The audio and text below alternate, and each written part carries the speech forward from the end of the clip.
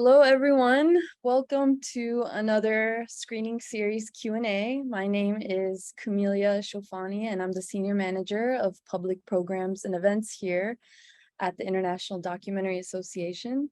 For our visually impaired attendees, I'm going to describe myself. I have curly dark hair, light skin, and brown eyes.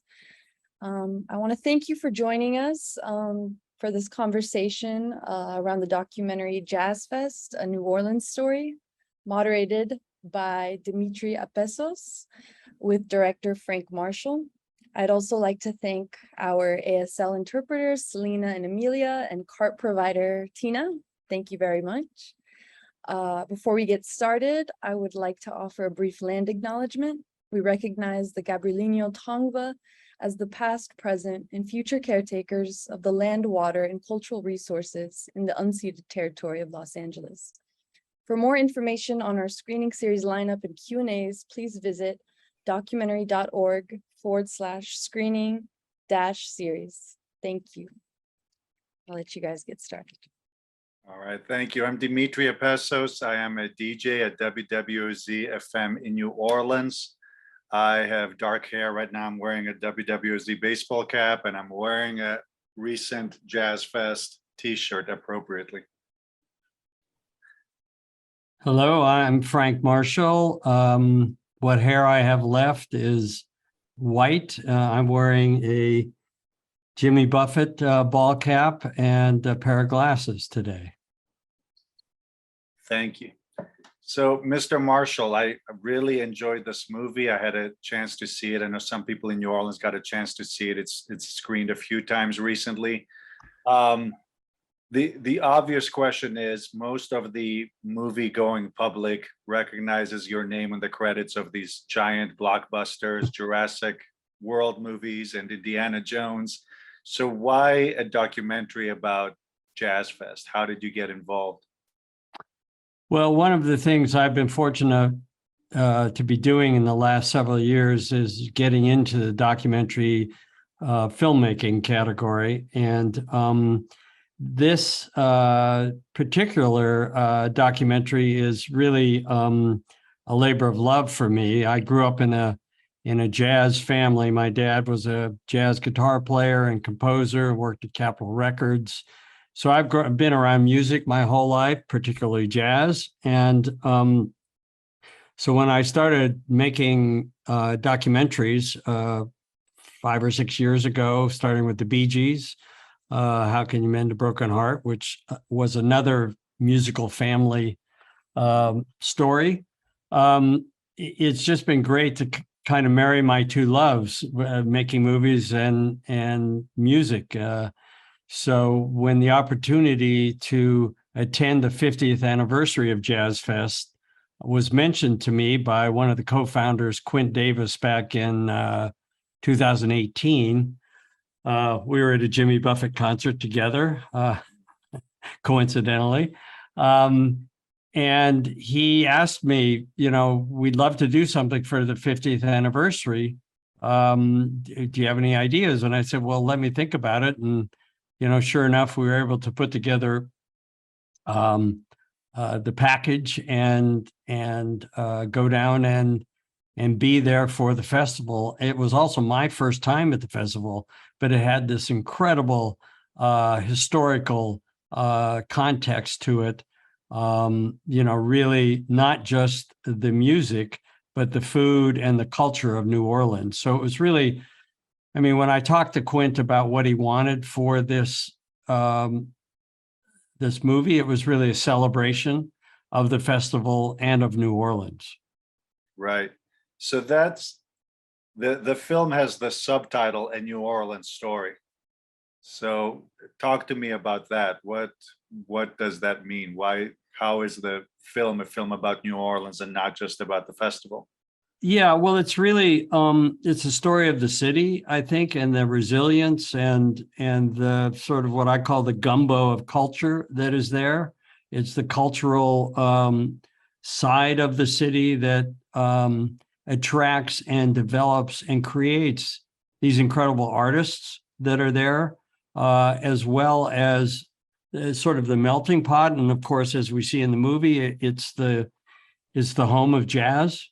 So kind of combining everything, I think the city becomes a character in the movie itself. So we have a lot of things working together, the music, the culture, the people, and the food. Right. Yeah. And I think one of the things that makes Jazz Fest kind of special, because it's in New Orleans as opposed to a festival anywhere else, is you get this mix. People who live in New Orleans have a chance to see some of the local artists, more than most people. We could have seen, Machia Lake, Big Frida, Tanka the Banga, some of the local bands you feature. So a lot of the locals and just from the surrounding areas, people from Slidell, people from 2 hours away, would come in to see that and get the food, but also to see the headliners, to see some of the headliners you feature in your film are, Katy Perry, Bruce Springsteen, Pitbull, Al Green. On the other hand, people living in Chicago or LA or New York have other opportunities to see Bruce Springsteen or Al Green or Pitbull, but come to New Orleans in order to be able to see them alongside the Meters, Aaron Neville, Irma Thomas. So it's that mixture of the two that I think creates some magic. The fact that we have locals who can eat this food and hear some of the local music anytime, but they like the fact that they can combine it. They can see 6 hours of local acts and spend the 7th hour with Al Green or Pitbull. While on the other hand, people from outside like to see them alongside these local acts that they don't have much of a chance to see. So what was your Jazz Fest experience like? Were you working the whole time you were there in 2019, or did you get to skip out? Well, I have to admit, I had way too much of the food. Okay. But yeah, I was working most of the time we were there, because we also did interviews with the groups that we covered, and I was hoping to do them there at the fairgrounds, but it was just too noisy and hard to do. So we had to go back and forth to a suite at a hotel that we'd set up downtown to do the interviews. So I did get to experience so many of the acts that we covered, like Sonny Landreth was one of my favorites. I just love his blues style slide guitar. He's just a wonderful, wonderful character and artist. So yeah, I heard a lot of music. I appreciated, it's one of the things about being there, as you say, you can't help but hear something over here and end up in the gospel tent, Right. when you were really going over to the blues tent, but you heard something over here you liked. And that's what's wonderful about it. It has the flavors also of Louisiana and the artists of Louisiana, particularly, we look back in the movie, but looking forward, like you say, Tank and the Bangas and Boyfriend and all the new artists that are coming up. So that's what I loved about the festival. It's just got something for everybody. It's a giant celebration, and it shows how universal music is. Now, in terms of the filmmaking, one of the most amazing things about it was the way you mixed old footage with new footage. There's a lot of scenes that start off with archive footage from the 60s or before, people dancing, performing, and then it suddenly like melds into contemporary things from the past few years. Talk to me a little bit about that. Well, that was one of my most favorite things about making this movie. Was I have to give a shout out to our editor, Martin Singer. It's so much of making a documentary happens in the cutting room. It's kind of unlike my day job where everything's planned out. I know from moment to moment, we have a script, we know what we're shooting, we know what we're scheduled to do. A documentary is really about freedom. That's what I like about it. The freedom that you have to make a left turn when you thought you were going to make a right turn, or the discovery of that archival footage that we had when we got to the Jazz and Heritage, when we were looking in their archives, to discover that there was footage of George Wein with Mahalia Jackson. Right. And, it's just, that just makes you so happy that you have the beginning, and then we have him now today talking about it. Right. That's just so great. And so it's kind of melding those things, like, going from Emma Thomas, back in the 70s to her today. That was so much fun. Right. Yeah. And also, of course, we have to mention that several people featured in the movie, not archival footage, but people you interviewed in the past 2 years have left us. There's Alice Marsalis, there's George Wein, and there's some other people too. One of the food vendors, I know, Miss Loretta, she has passed within the past year. There's some footage of Art Neville from the Neville brothers and the Meters. He has passed within the past just few years. So anytime you're dealing with musicians with that much history behind them, there's always like a chance that you're lucky to get them, because just in the 2 years since the film was shot, we've lost a few people. Well, that was one of the things that makes me really happy, is that we were able to celebrate the Marsalis family coming together, which really turned out to be the last time on the stage, and to have that for forever, and to talk to George about how he felt about things and what made Jazz Fest so special for him. So and then I shot the movie with IMAX cameras because I thought it was appropriate, because it's such a big story. But I wanted to have this, the best sound and the best picture that you could have. And of course, then the pandemic hit. And, I really think it's a movie that, if you can, should see it in a movie theater. Right. And I want to thank Sony Classic Pictures, because they kept pushing back the release date of the movie, hoping that we would find a time. Remember when we were saying it was only going to be 2 weeks, right? That we were waiting, and 2 years later, 2.5 years later, we finally were able to release the movie in theaters. And the people there, I saw it in New Orleans, down there by the wharf, by the water. And it was great to see it with an audience. It's so wonderful to have the joy of a communal celebration of music. So let's talk a little bit about what's in it and what's not in it. So another great thing that I really enjoyed about it is you let songs play. Sometimes we've all watched music documentaries where you wish there was more music, where they start a song and you hear 30 seconds of a song and then they go away, and you're like, no, go back to the song. And you don't do that.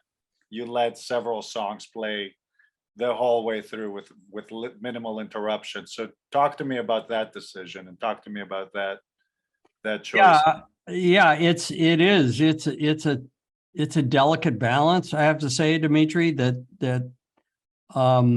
you want to experience the music. You also, wanted to weave in and out the artists talking about their music and talking about the kind of music, when we go from Zydeco, and talk about what Zydeco is, as opposed to Cajun music.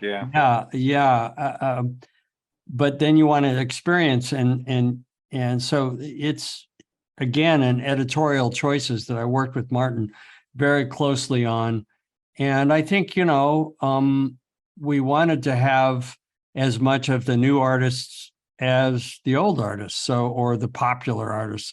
So we do have a long section with Sonny Landreth, but we also have Pitbull, or we have Katy Perry, and we have Jimmy Buffett.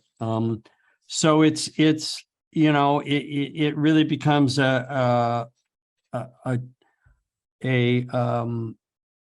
choice of balance and how you want to keep things moving through the movie, and then we had to work in the food section, which was twice as long at one point. But, I wanted to keep things moving. And then we have the cultural aspects, the arts and crafts that are there. There was so much to cover. I probably could have done, a 6-part series. Right. So speaking of that, that's my next question. So what was like the last thing? What was the last thing that someone was like, this can't be 3 hours long? What was the last thing you fought and lost to keep in there, or the last thing you sacrificed? Well, it was really that food section. And I had to cut down some of the longer, like Katy Perry, we took out a whole chorus of her song. You have to think about your audience, and you have to think about the pace of your movie. It is a concert film, but it's also a film that has information in it and archival, and you want to talk about how it came together. So I'll admit that it was the food section was the last thing to go. Uh-huh. I And do. can you Well, be I specific? take that back. There was more of Herbie Hancock at one point, but I had a long jazz section there. And so it was the food and Herbie. Okay, great. And so when you're talking about thinking about your audience, who was your intended audience? Are you thinking people who have been to Jazz Fest, people who go to Jazz Fest every year, people who haven't gone? What was the person you were thinking about in your mind while editing the movie? I was thinking more about people who haven't been to Jazz Fest, but also including, it's 50 years old. So hopefully reminding people who have been to Jazz Fest how much fun it is and how interesting it is. I mean, it's over 8 days. They have 14 stages. I think they had something like 7,000 musicians. Where else can you find that? So if you've been there, it reminds you of how great it was. Hopefully for people who go there all the time, it celebrates what they remember about the festival. And then it creates some new fans along the way as well. Yeah. And now the archival footage of Mahalia Jackson from the very first one. It's funny because that first Jazz Fest, it's before my time, but it's one of those events. I think every city has an event that, by all reports, there was maybe 2,000 people there, but there's 100,000 people that claimed they were there. And for New Orleans, I think that first Jazz Fest, because it was not very well attended, apparently. The one before they moved to the fairgrounds, that was at Congress Square, which was traditionally, they call it the birthplace of jazz, because it was a place of celebration long before jazz was a word. So yeah, 500 people. I think it was 500. Yeah, it's something like that, definitely. And then, but there's thousands who claimed they were there. So what was your fact checking like when, because you Berlinians love a story with, well, my guide was Quint Davis, Okay. who it's my favorite footage of him as a teenager dancing his way through. He kept trying to get me to cut that out. And I said, no, Quint, this is you loving the music and why you have been so dedicated for 50 years to put this festival on through thick and thin and, a lot of tough times with hurricanes and particularly Katrina, and showing that it was the heart of the city. So I had Quint as my guide who, was helpful with the archival footage and what was important and sort of knew what they had shot. But also, I think I said, looking forward, I said, well, Quint, who are the up and coming artists that we should be covering? Because, we had to pick and choose. We only had 6 cameras and we had to split up, and there were two of us, my co-director, Ryan Suffern, and I, we would split up the tasks of who we were going to shoot. And then when it was a big act like Katy Perry, we would come together with all the cameras. Right. So let's talk a little bit about those younger acts. There's the revivalists who have had, they have national and international success. And there's Tanka and the Bangas who are on their way up. You have Boyfriend, you have Big Frida among like the local newer acts.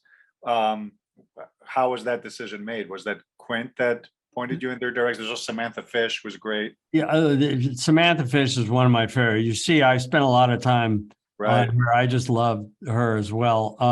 It was really Quint who said, here are the new acts that I think are up and coming, as well as for the older acts that had been there before, what he thought they had more archival footage of.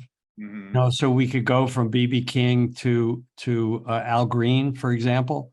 Right. He was crucial in all of this. Great. And now, of course, the film was shot in 2019.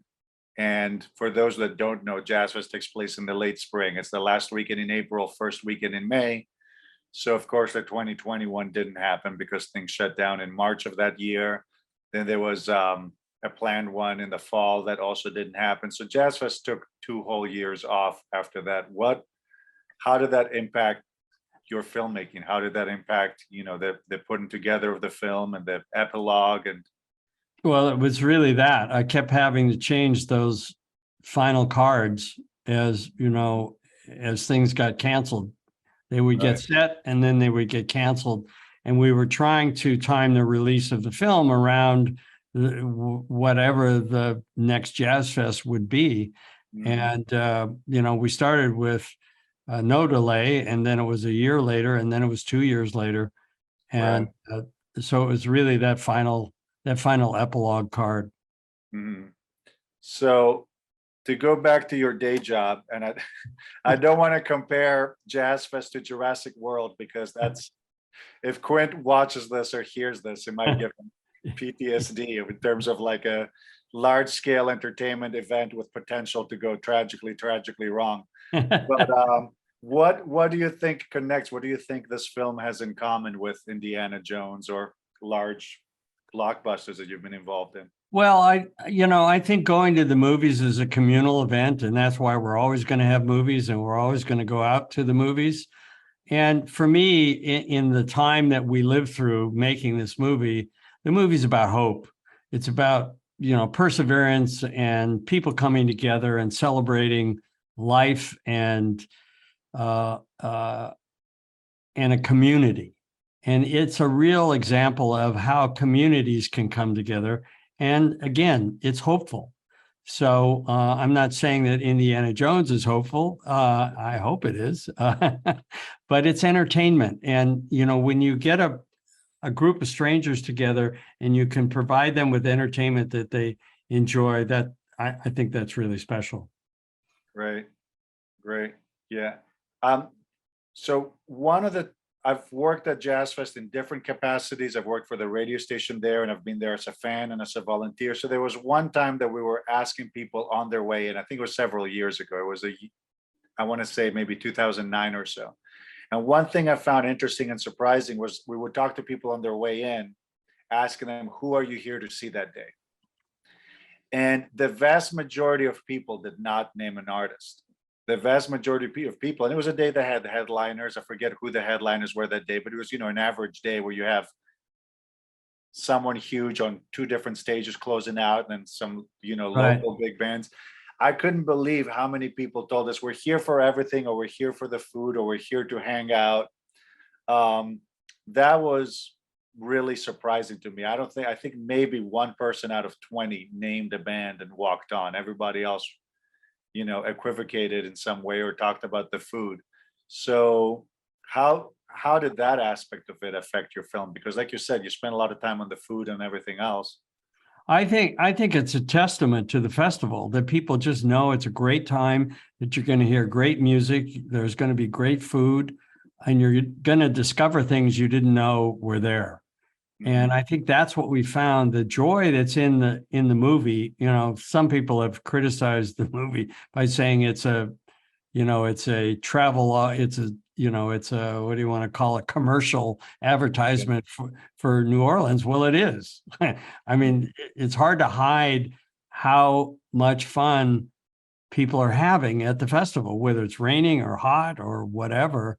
And I think Boyfriend, she has a quote, she really summed it up for me, that you're going to walk around the festival and you're going to find something that the computer wouldn't put in your feed.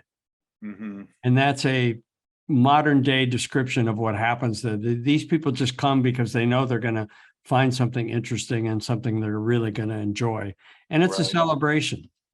And there's no wrong way to do it. It's funny. There's some people who come for the headliner and line up early and they camp out at one stage all day. And there's people who, there's hunters and there's gatherers and there's Yeah. grazers. And there's people who, a lot of people are interested in a headliner, but they spend the whole day leading up to that, sampling different things and eating. And Right. let's check out the Zydeco Cajun stage. Let's check out the gospel. There's no wrong way to do it, really. Right. Right. Yeah. And it's, there's so many stages. And as you say, you're walking by the gospel tent and you go, oh, I'm going to hang here for a minute. And then you missed the person Right. you were going to see. Yeah.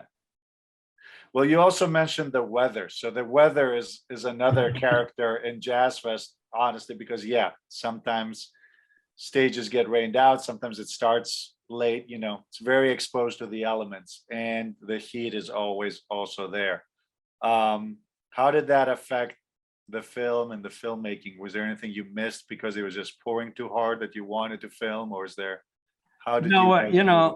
I always, these things are like you go with the flow, and I thought Quint was very good at and adept at his ad-libbing when he introduced Earth, Wind, and Fire. And it's been raining all night and it was muddy. And he said, we have these elements, earth, wind, and fire, and here they are on the stage. So, we were kind of like that. We just, went with the flow and whatever was happening.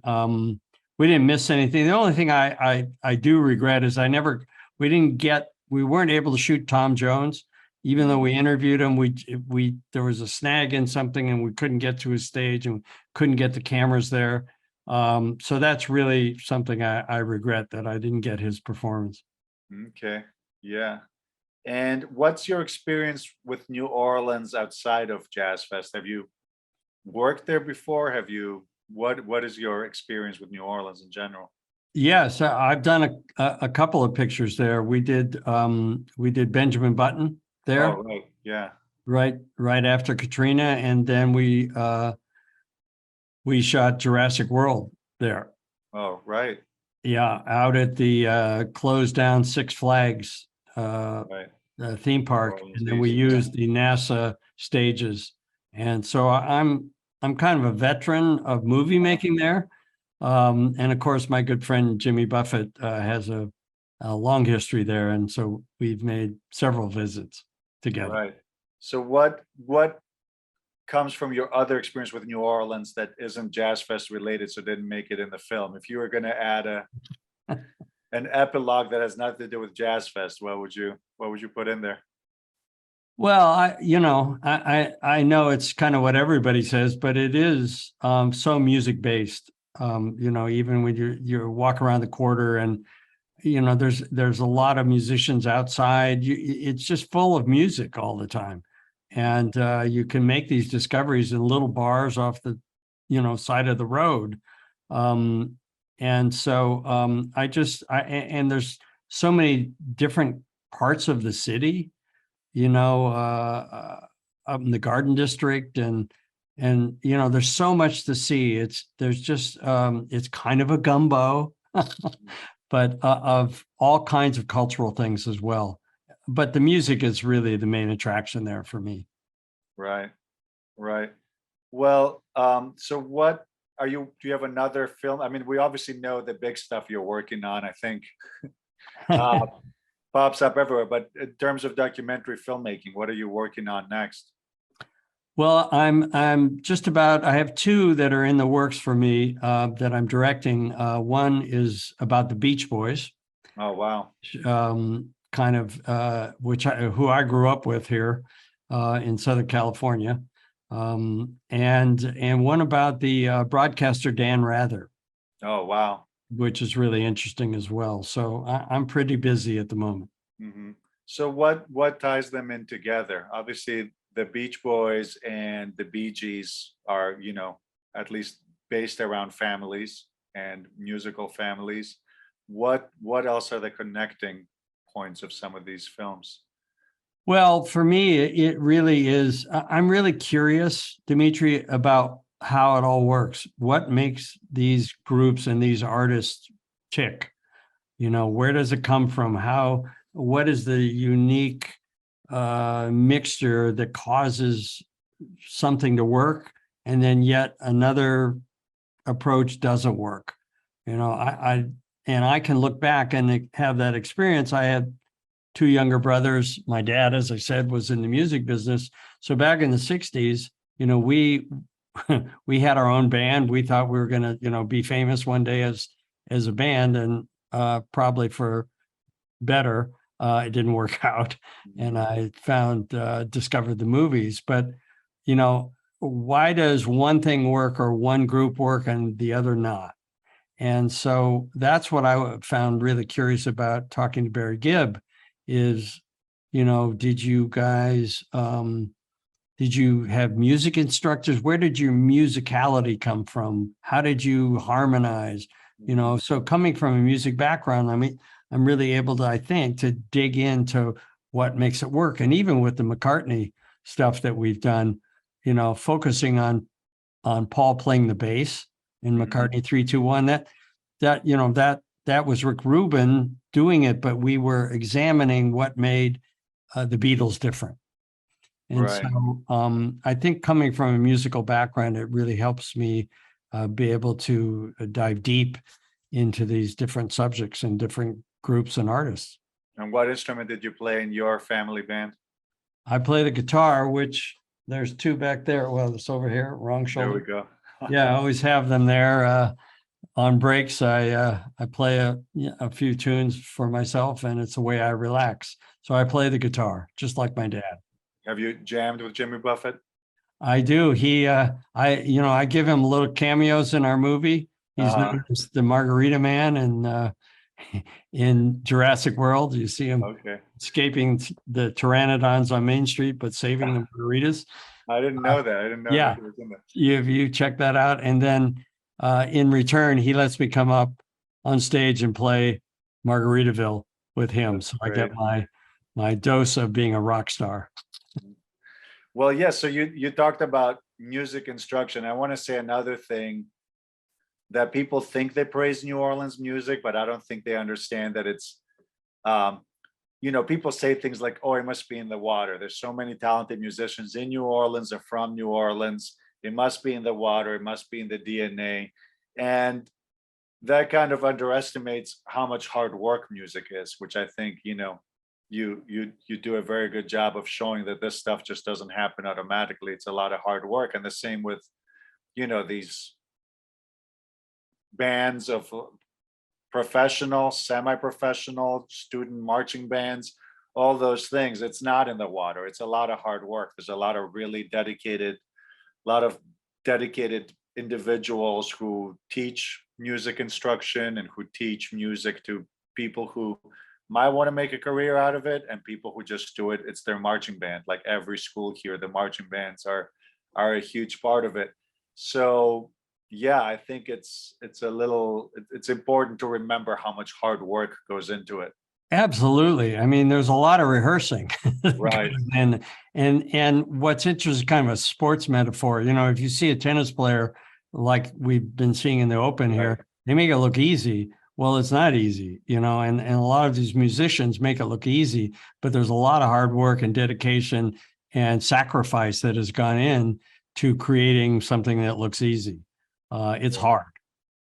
Yeah. So as a sometime musician, how does that feel, getting to be on stage with, some of these like monster bands and some of these incredibly talented, once in a generation musicians? Well, I get I understand the feeling, and it's an adrenaline rush to be up there and have this feedback coming from this giant live audience and doing something you love to do. It's a give and take that actually somebody says it in the movie, we're giving out, but we're getting back from the audience, and there's nothing like it. I see why musicians and bands keep performing until they can't, because it's so joyful, and it's like adrenaline. And it's so enjoyable to feel the love that's coming from the audience.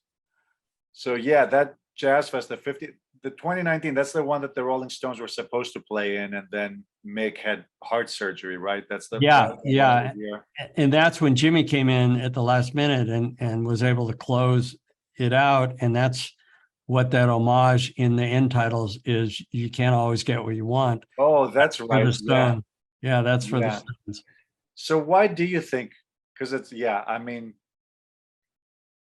I remember my first experience with a lot of these bands, you know, Mick Jagger and Bob Dylan and all that stuff was Live Aid, which was 85, right? So that's the first time. Wow. I had an older sister who had a good taste in music, and then, you know, we had on Live Aid. And I just remember everyone at the time being like, these guys are so old, and they were probably early 40s or late 30s, some of them. So having had this experience, we having, you know, gotten to talk to so many musicians, why do you think people that presumably don't need the money are touring in their 80s? They Or- just love it. It makes them feel good. You know, it's in their blood, and they're most happy up there. I know Jimmy is most happy when he's up on that stage. Mhm. Yeah, it's interesting. Yeah, it just seems like such hard work. Yeah, but when you're up there, you feel it. And he has such a great band that's been with him for over 25 years. It's so tight that you just it's fun. It's happy. He loves it, and I think that's what happens with all these groups. They love to play their music, you know, and it's really soulful. Mhm. Yeah, and then some of the people, I think I wasn't aware of this. So the Al Green part of the film, you talk about how it's his first, at least secular performance in several years, right? Yeah, 7 or 8 years. Yeah. Yeah, and Katy Perry, I believe the year she played Jazz Fest, it was her only concert that year. Like she wasn't on tour. So a lot of times people, it's a stop on a tour, and sometimes it's just a special Right. one-time thing. What's your experience with that? What was your experience from just talking to them about, you know, the work that goes in? That's a lot of work for one concert. Well, exactly. In Katie's case, you know, she had to rehearse with the gospel choir, and you know, it was a big deal. They put a lot of work into that but she wanted to be a jazz fest. Right. She just understood that it was, you know, it's sort of what she started in a church where somebody said, "You're going to sing," you know, where a pastor said to you, "You're going to sing," and so I think she felt like she was paying that back. And Al Green, you know, he said, if I'm going to sing again, I want to be at Jazz Fest. Mhm. You know, it meant a lot to him to be there performing, as well as Emma Thomas. You know, I have to say her interview and her being there and her spirit that's there every year, Right. it's fantastic. Yeah. She also performs always in the gospel tent as well. So she does you know, a mainstream secular show on one of the big stages, and also does a show at the gospel tent with the church she attends. And yeah, it's interesting too. Yeah. Yeah. It's To see life the affirming, you know, those performances, are about joy and life, and you know, and a celebration, and that's, you know, what I hope the movie brings to everybody. Right. What was the biggest surprise for you? So you said that this was your first Jazz Fest attending, was the one that you were there to film. So what was the biggest surprise? What was the biggest thing that you did not see coming? um I think how many people were there. It was packed all the time. It was amazing to me, as you say, every stage, you know, every different stage people were at, and then the food was so good. You know, they make all these little tents, and somehow they're bringing the equipment to cook this fantastic food. But it was really how well attended it was. It was pretty amazing. Right. And like you said, the audience really gives back to it too. Sometimes if there's no one playing that I'm really interested in, but it's someone that I've heard about a lot, like a mainstream, like new country act, right? That I've heard the name, I might have seen them on TV, but I don't know them. It's fun to go and just watch the audience, see Yeah. which songs, you know, it's sort of like watching a talk show in a foreign country. You're like in a foreign country for a day, you turn on a talk show on TV and you try to guess how famous someone is by how much applause they get when they come out. It's a little bit like that. Sometimes you'll go see someone from a genre that you're not particularly like familiar with, and you'll just see which songs people sing along every words, what covers they do of songs that you do know from other artists, and you see just like who is there. You get this, you Yeah. get to see if it's families or if it's all like people in their 20s or if it's, you know, a mixture of the two. It's very interesting which songs people dance to and which ones they don't. Yep, yep. And the revivalists were that example for me. I didn't know them. They were fantastic, you know, Right. and what a crowd they drew. Yeah, revivalists are really, it's great because I've seen them come up over the years. I remember when they were playing like small bars and when they would Right. play open up a stage instead of closing it. Now, you know, they get to close one of the major stages. And I was aware that they had gone mainstream because I know several of them personally, and I was aware of how well they were doing. But in New Orleans, I feel it's the, you know, there's the snobby thing that some people have, like, oh, I knew this band before they were big. In New Yeah, Orleans, I think it's the opposite. I think we're really happy when someone breaks through. And I yeah, remember specifically with the Revivalists, the year they broke big and ended up closing one of the big stages, just seeing how many people I'd never seen before in my life knew the words and were singing along. You know, there's something touching about seeing people you know and you've seen them put in the work, seeing them on stage and seeing complete total strangers sing along every word to every song. yeah. That song that's in the movie, which I don't remember the title, but it completely took me. I can remember the words now, and you know, they connected. They, Right. you know, and you know when that happens, it's just you feel it. Mhm. So how does that compare to when you're in a film in an audience, either one of the films you directed or one of the films you produced, and seeing the audience connection? Well, that's the thing that makes me most happy. I have to say the one small regret about making movies is I don't get to see them the way you do. Mhm. You know, I know what's coming, but the joy to me is to sit there at that first screening with the audience and see them reacting to what's on the screen, something that I've helped get made or create. That's the joy for me. Mhm. And obviously, we're talking about Jazz Fest. You can have tens of thousands of people, you know, at the closing act in a big stage. You can have many, many thousands of people. Do you think that would work with a movie? You think you could have a 10,000 person screening of Jurassic World of Indiana Jones, or you think people wouldn't be able to hear what's going on? No, I think I just talked to my good friend Walter Hill, who I've made is a great friend, and I made a couple of movies with back in the 70s. And he had just gone to Italy because they were giving him yet another award. And they ran outside the Warriors, and there were Uh, 7,000 people there, he said. And he said it wow. played great. So I guess it's possible. It'd have to Uh, be outside, but that'd be pretty cool. what's the biggest screening you think you've been at? What's the most people you've watched a movie with? Oh,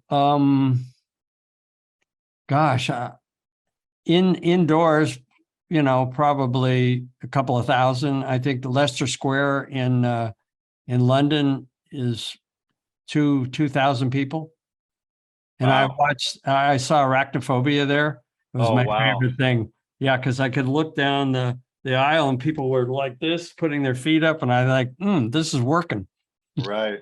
Well, one of the things you said you're a little jealous of the fact that you don't get to see a movie the first time, you know, like the audience does. One of the advantages filmmakers have over musicians in a concert setting is you can sneak out and watch your film with people who don't know you're there. That's true. Musicians, I don't think Mick Jagger can walk off stage long enough to catch part of the show, you know, to catch Keith's solos without him being there. So you have that advantage that you can sneak into a screening at 3 p.m. on a Thursday if you wanted. Yep. Yep. That is an advantage. I'll remember that. Thanks, Dimitri. Great. Well, it's been great talking to you. Thank you so much. Is there anything else that you think we don't get from watching the film that went into it? Any decision that feels effortless but was actually something you agonized over? Well, I think that, you know, there's a very emotional section with Katrina, Mhm. And, you know, I was hoping to get an interview with Bruce Springsteen, which we finally did. And I think his comment about it being one of the most emotional concerts he's ever given is pretty special. Yeah. That moment and Quint and everybody's, you know, not giving up and not giving in is a symbol of the city, I think, and its perseverance and its spirit. And so that particular around Gary Clark's song, Right.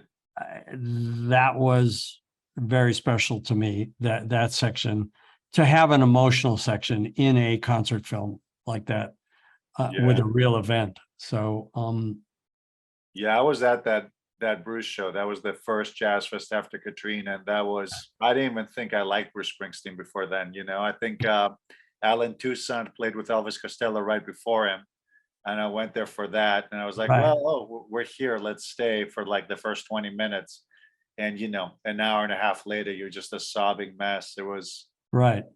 and Quinn Yeah. talks about it, the part of City of Ruins, which says with these hands. A lot of the people that were at that show were taking a day off from rebuilding their roofs or rebuilding their homes, like by hand personally. So Right.